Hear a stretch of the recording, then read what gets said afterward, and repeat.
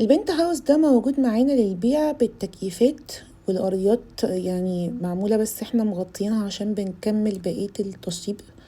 هو 245 متر داخل كومباوند بربونات وادي دجلة، وبيكون على اطراف البروجكت ووتر واي 3. وده طبعا لما يشتغل هيكون الكومباوند في مكان تاني خالص. مساحة 245 متر والروف 170 متر على الجنبين يمين وشمال.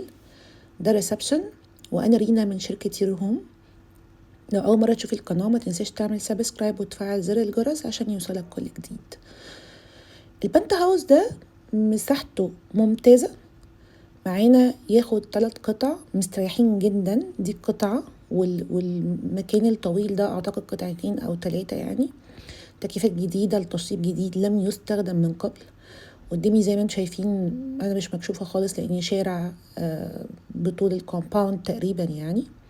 هو بيكون الدور الرابع وبيكون الدور الخامس معانا. السلم طبعا داخلي، بس تعالوا نتفرج على الغرفة الماستر والمطبخ. ده المطبخ. طبعا الحاجات دي كلها لما تتشال المساحة هتكون اوضح، بس انا كنت مستعجلة جدا علشان العملاء او المتابعين يشوفوا البنت هاوس كله جديد. السعر بقى، السعر مش طبيعي يعني، مفيش مقارنة صراحة. ده الحمام.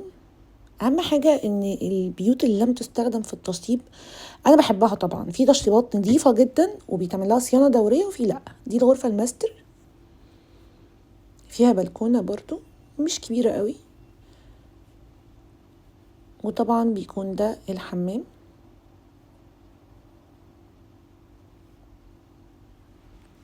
كله جديد في جديد. البنت هاوس ده باقي عليه للشركة حوالي 1,000,000 جنيه. كل 3 شهور بتدفع 135,000 اسلام فوري. وطبعا المقدم لو عايز تعرفه اسكرينا على 031 346 6237.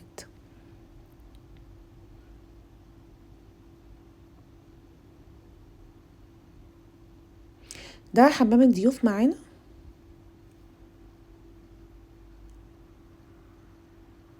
مميزات كتيرة للبنت هاوس يعني، انا شايفة كده صراحة.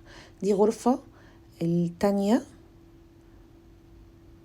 تعتبر، يعني لو بنحسبها مع الدور اللي تحت يبقى دي التالتة. بصوا الروف ده ممكن يتعمل جلاس روم، يتقفل كله يبقى معانا غرفة رابعة. شوفوا المساحة عاملة ازاي. ومش هناخد من الروف كتير لان في جزء تاني الناحية التانية. وبعدين عندنا غرفة معيشة منفصلة هتكون على ايدينا الشمال. ده حمام كمان. دي غرفة المعيشة معانا، فممكن تبقى غرفة 5. كويس.